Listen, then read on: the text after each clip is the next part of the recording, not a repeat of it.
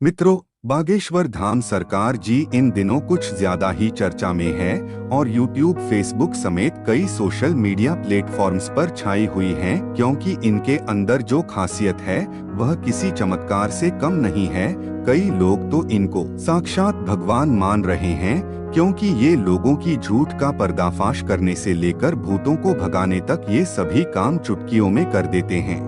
और अब तो मनोज तिवारी से लेकर अमिताभ बच्चन जी और यहाँ तक कि मोदी जी इनके फैन हैं। कहा तो यहाँ तक जाता है कि बागेश्वर सरकार का एक अदृश्य सेनापति है जो भूतों को भगाने में इनकी मदद करता है। तो क्या है बागेश्वर सरकार की असली सच्चाई?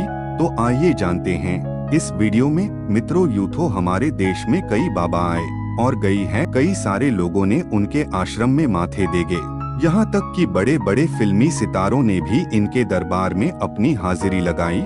लेकिन इस समय जो प्रसिद्धि बागेश्वर महाराज जी को मिल रही है वह आज तक किसी को नहीं मिली है। लंबे लंबे बालों वाले माथे पर चंदन और अक्सर सिर पर पगड़ी बांधे नजर आने वाली बागेश्वर धाम सरकार जी की बात ही कुछ और है। और इस चीज का सबसे बड़ा सबूत बड़े बड़े फिल्मी सितारों का इनके दरबार में आगे उनके प्रवचन और गीत सुनना है। चाहे मोदी सरकार के सभी दिग्गज नेता मनोज तिवारी हो या फिर साउथ इंडियन फिल्म इंडस्ट्री के सुपरस्टार सुमन तलवार, जिन्होंने बागेश्वर धाम आकार बाबा के नाम पर ठुमके भी लगाए हैं और हाथ जोड़कर नमस्कार भी किया। और सभी के महानायक अमिताभ बच्चन जी, जिसमें वह बैठकर बाबा के गठन का आनंद ले रहे हैं। लेकिन मित्रों, यह एक रात का चमत्कार नहीं है, बल्कि इसके बीच एक ऐसे बच्चे की कहानी छुपी हुई है जिसके संघर्ष के बारे में जानकर आपके भी होश उड़ जाएंगे। हजारों की संख्या में लोग अपनी मनोकामनाओं को पूरा करवाने और अपनी तकलीफों को दूर भगाने के लिए बागेश्वर धाम के दर्शन के लिए पहुंच जाते हैं। और ये सब कुछ मुमकिन हो पाया है बागेश्वर धाम जी के चमत्कारों की वजह से। कहा जाता है कि स्वयं हनुमान जी की कृपा बागेश्वर बाबा के ऊपर बनी हुई है और उन्हीं की असीम शक्तियां हैं जिनकी सहायता से बागेश्वर धाम सरकार किसी के भी मन की बात को जान लेते हैं और उसकी बताने से पहले ही कागज पर उसकी समस्याएं लिख देते हैं, जिसके कई सारे प्रमाण आपने इनकी वायरल वीडियो में देखे होंगे।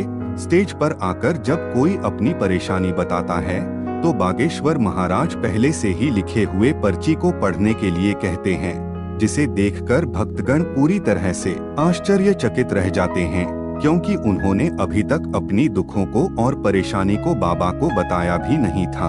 उससे पहले ही उनके बारे में बाबा पर्ची पर लिख चुके थे, जिसके बाद बाबा सभी के सामने परेशानियों का हल बताते हैं और भक्तों को यह विश्वास दिलाते हैं कि उनकी परेशानियां दूर हो जाएंगी। लेकिन मित्रों, आपको बता दें कि बागेश्वर धाम काफी सख्त मिजाज के भी है, क्योंकि अगर कोई इनके सामने झूठ बोलता है या फिर गलत नियत के साथ अपनी इच्छाएं लेकर पहुंचता है तो यह उसकी पोल खोलने में भी कोई कसर नहीं छोड़ते।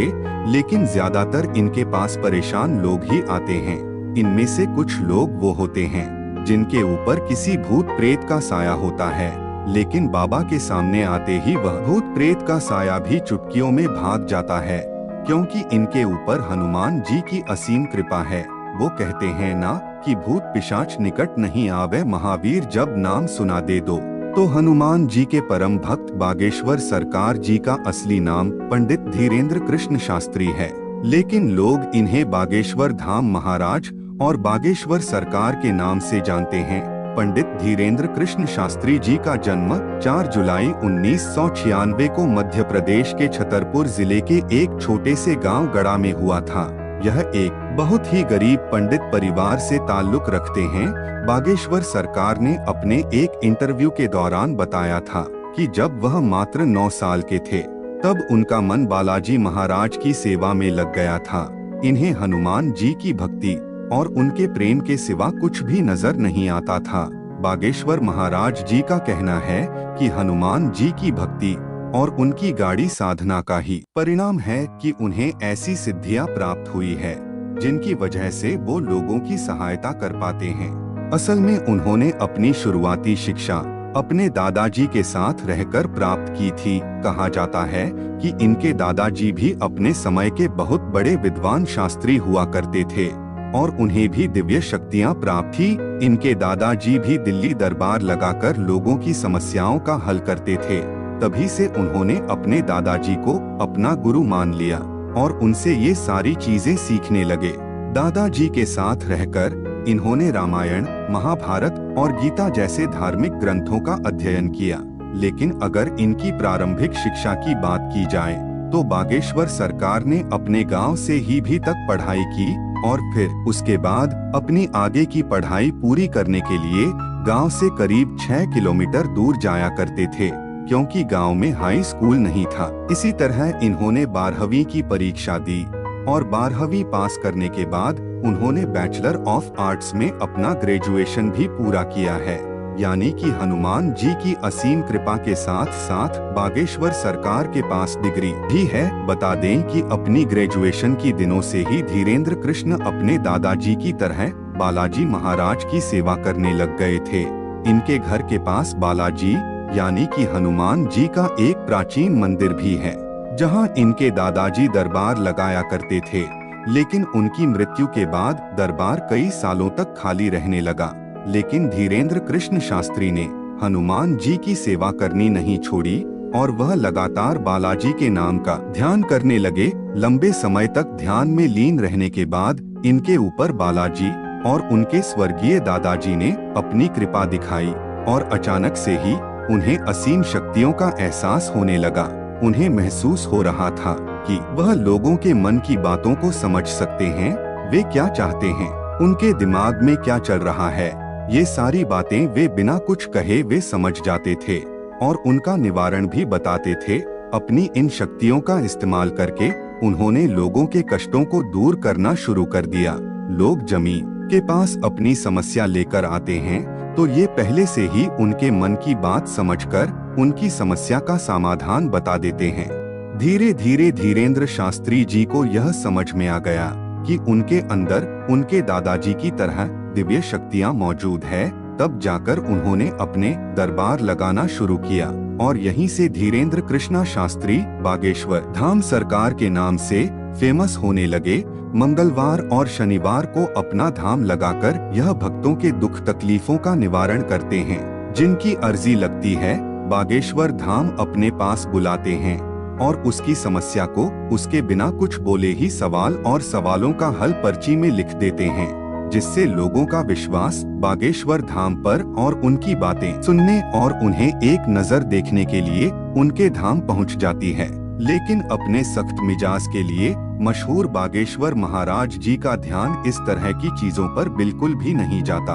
वैसे मित्रों, हमारे देश में जहां बाबाओं तांत्रिकों की छवि इतनी ज्यादा खराब हो गई है, जिनमें से आधे से ज्यादा तो जेल की हवा खा रहे हैं। जैसे ही जनता किसी बाबा पर अपना विश्वास दिखा दी है, वैसे ही उसके काले कारनामों का चिट्ठा खुलने लगता है, जिस वजह से लोग अब इन चीजों पर विश्वास करने से घबराने लगे। इस माहौल में अगर कोई 26 वर्षीय शख्स अपनी दिव्य शक्तियों से लोगों को हैरान कर दे तो दुनिया के मन में सवाल तो उठेंगे ही, और इन्हीं सवालों का जवाब ढूंढने के लिए कई मीडिया कर्मी भी बाबा के दरबार में चोरी चुपके से जा चुके हैं, ताकि वो बागेश्वर धाम की सच्चाई जान सके। लेकिन इतने सारे स्टिंग ऑपरेशन के बाद भी कोई जान नहीं पाया कि आखिर कैसे बागेश्वर महाराज लोगों के मन की बात जान लेते हैं, क्योंकि कई सारे नए लोग दरबार में आए, उनकी अर्जी लग जाती है और जब बाबा के सामने आते हैं तो उनके मन की सारी बातें बाबा पहले से ही लिख चुके होते हैं। इस तरह की चीजें देखकर मीडिया कर्मियों के भी होश उड़ गए हैं और वह लगातार बागेश्वर महाराज को लेकर जांच पड़ताल कर रही है।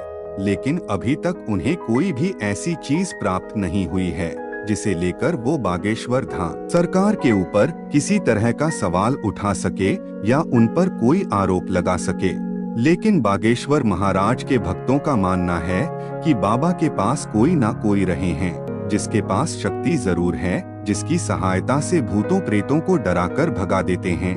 और भक्तों का यह कहना है कि जिस किसी का भी भूत बाबा ने भगाया है उसे आज तक कोई परेशानी नहीं हुई है।